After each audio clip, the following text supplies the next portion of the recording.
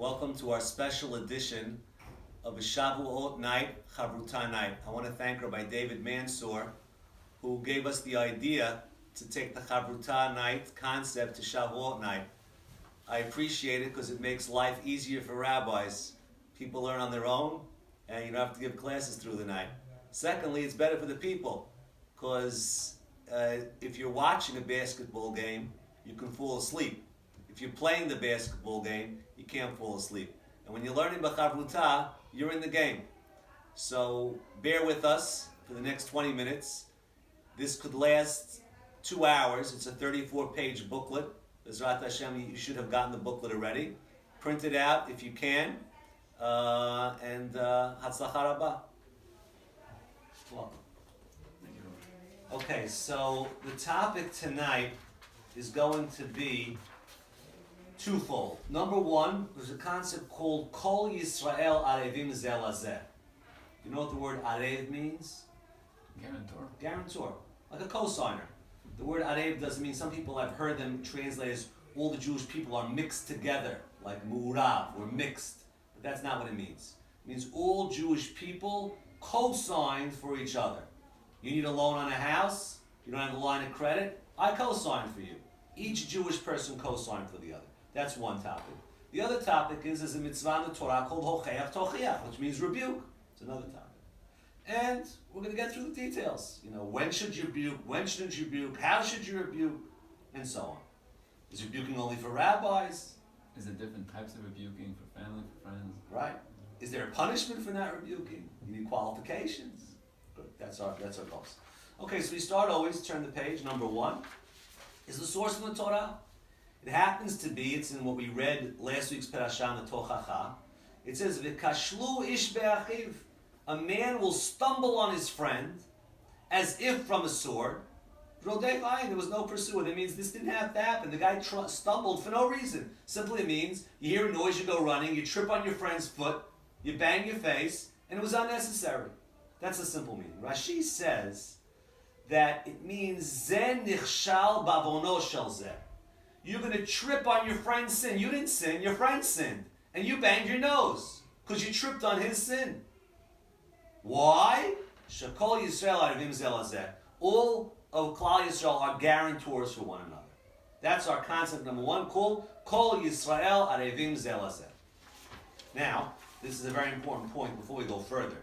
You can always look at Kol Yisrael Areivim Zeh Lazeh on the negative end. Oh, your friend is eating unkosher, you're gonna get it for that because you're responsible for him. But there's this flip side. If your friend does a good thing, you're also part of it. It's one company. It's not just on the negative end. There's a rule called midah tova merubah, and the Midrash says that if for a sin it works that way, surely it works in the good, and the whole people can benefit from a tzaddik in their midst.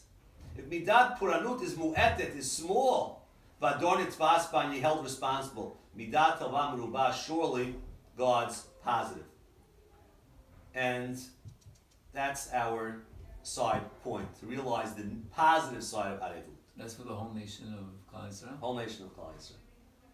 So now, our point to ponder is, my father told me never co-sign for anybody. I'm just using an example, my father didn't tell me that, but people say that, You co-sign, you get into trouble with co-signing. So, I don't co-sign. Did you tell me where I co-signed on every other Jew? Where did that happen? I don't remember co-signing for anybody. And the answer is found in a Gemara in Masechet Sotah, which we're not going to go through at length right now. But basically it tells us clearly that at 3 different events, Har Sinai, Arvot Moav, there were Har Gerizim and Har Eval. There were 3 times where there were blessings and curses given to the Jewish people. And those blessings and curses basically were the responsibility for each other. You get blessed if he does good, and Chas v'Shalom the opposite. So you'll go through the Gemara, you need a calculator to go through, adding up the 613 mitzvot times 3 times positives and negatives, and there's a lot going on here. That's number 3. If you're not good at math, I would skip number 3. Number 4, we bring down that Ezra HaSofer told the Jewish people to read from Barashat Bechukotai, before Shavuot, and from Devarim before Rosh Hashanah. Why? Because since Shavuot and Rosh Hashanah are the times we recommit ourselves to this responsibility, we read in the Torah. So Shavuot, Har Sinai, was one of the times when we took upon ourselves these responsibilities. So that's all section 1, the cosigner responsibility. Then we continue on to the next area. Number 5, we talk about the concept of hocheach tochiach. You have to rebuke your friend and v'lo tisal al chet. Rebuke your friend and don't bear a sin because of him. What does it mean, don't bear a sin because of him? So Rashi says it means that be careful when you rebuke not to embarrass him. That's it's a side point. Rebuke him and don't embarrass him. The Targum says rebuke him because if you don't rebuke him, you'll carry the sin because you're responsible. So now if that's the case, the point to ponder is, so what do I need these two concepts? We're all cosigners for each other, and we're also, if I don't rebuke, I get in trouble. Seemingly superfluous. So Aaron Cutler explains that there's two different tracks. Co-signing means, like we said, you're a co-signer. You're responsible. You signed on the loan. He doesn't pay. You have to pay. Not rebuking is a different concept. There's a concept called mazik. I'm a damager. And sometimes I don't damage directly. I damage indirectly. I'm negligent. Negligence is considered like you do something. So if I'm negligent and I don't tell my friend what to do and I caused him to sin, so I caused the sin. I'm not a co-signer. It's a different track. It's I caused somebody to sin. Now, what's the difference between the two? So Aaron Cutler says an important point. Co-signing is only if you yourself are involved in that mitzvah. For example, he says, a lady didn't co-sign on not using a razor on her face because she doesn't have that law. So therefore, if a lady's husband is using a razor, she doesn't have co-signing rights or responsibility. No Areivut. No Areivut, because she's not part of that mitzvah. That's why a lady can't blow a shofar for a man, because that's also an Areivut. We'll see next week, there's Areivut in mitzvot. I have to do the mitzvah, I'm responsible, you do the mitzvah. Even though I already fulfilled the mitzvah of shofar, I blow the shofar for you. That works. A lady can't do that. A man that fulfilled his obligation could. So, but, says Rabbi Cutler, if a lady's husband shaves the razor and she can influence him, that rebuke responsibility is still there. So rebuking, hocheach tochiach is there even without Areivut. So there's two tracks. We're going to see a little later some other differences. So before we go on to that, we're going to read the Rambam inside. The Rambam basically tells us the mitzvah of hocheach tochiach. And in there he talks and describes, do it softly, do it nicely. Make sure he knows that you're interested in his best and that you want to get him to Olam Haba. And then he goes on and says if he accepts it, good. Once, twice, 3 times, till 100 times, until he hits you. And then he says if you don't rebuke, then you're responsible. So, the question is that Rabbi Yaakov Kamenetsky asks, why am I off the hook if my friend gives me a push? Told him, you know what, your tefillin is too low. He says, get out of here. You're off the hook. He pushed you away. Imagine you want to put on a pair of tefillin and someone pushes you, you're off the hook. Since when did we stop doing things because people push us? So what happened over here? That's Rabbi Yaakov Kamenetsky's question. Rabbi Yaakov Kamenetsky answers a very important fundamental, based on the words of the Rambam. Rebuke by its nature must come from love and be received with love. If the person that does not receive it with love, he doesn't get what you're doing, there is no tochacha. And therefore, if he pushes you, obviously, he doesn't understand what's going on. Furthermore, Rabbi Yaakov Kamenetsky points out, twice in the Torah, we see people talk to strangers and call them my brother. Lot, when the people surround his city, surround his house, the wicked people stone him, he calls them my brother. When Yaakov's talking to the shepherds, he calls them my brothers. That's strange to refer to total strangers as brother.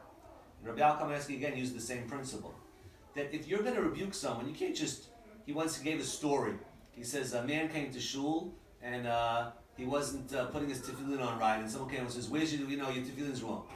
And Rabbi Yaakov says, did you ask the guy if he has a place to eat breakfast? Did you care about the guy? This is not a gotcha contest. It's about care and concern. So if it's not coming from care and concern, it doesn't work. So therefore, if you don't say brother and evoke some relationship, there's no tochacha. Is there love factor in the Areivut? That's a good question. Is Areivut? Well, we have to even know. We don't even know how you do Areivut. We don't exactly know yet what you're doing, so we're not sure. But good point. I mean, it doesn't even say. And it's interesting. As you're talking, I'm thinking. It says the words "hocher tocher amitecha." Amitecha means your friend. So it also, like, it almost Somebody mentions. to Yeah, right. By Areivut, it doesn't mention that. The friendship concept is not there. So that's a good point to ponder. Good. By the way, an important thing on Shavuot night is to come up with chidushim. So we're not going to have all the answers here. That's okay.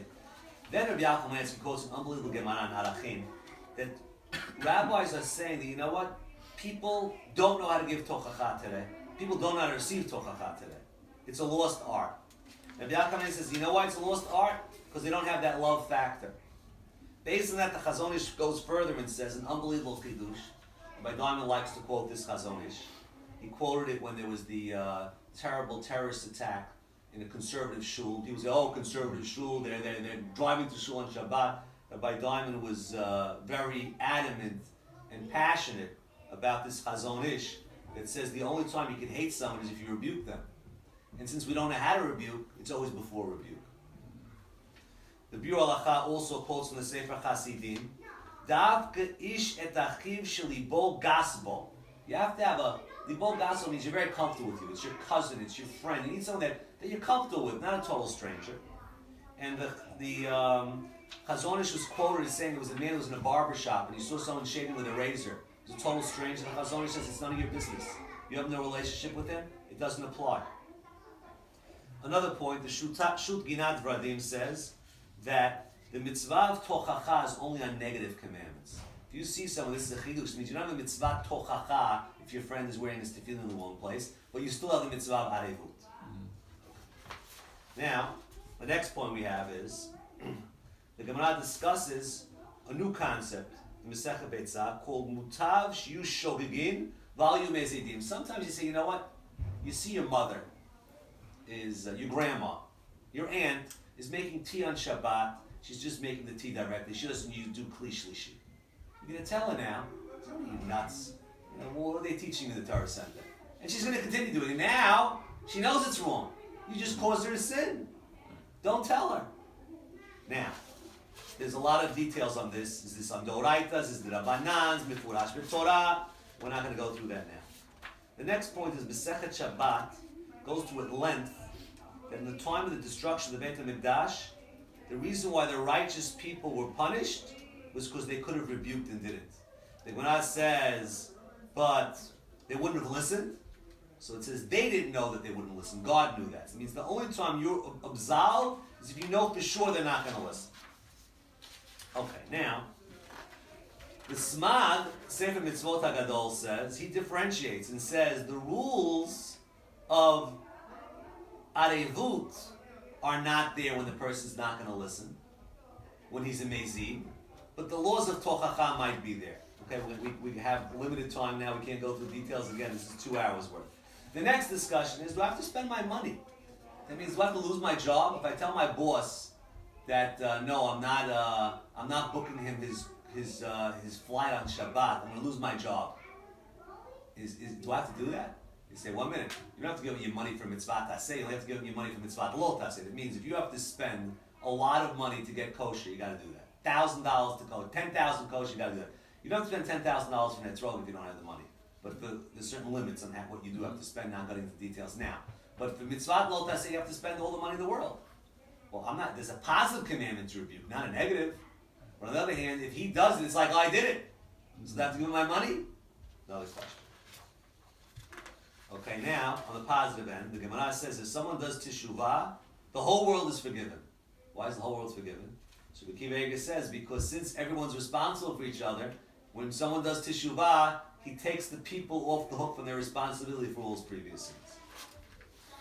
The Sefer Chasidim says the reason why in our vidu, in our confession, we say it in plural is because we're responsible for everybody else. The Chazon Ish says a powerful concept, which we'll discuss a little bit later as well, that not all rebuke is direct.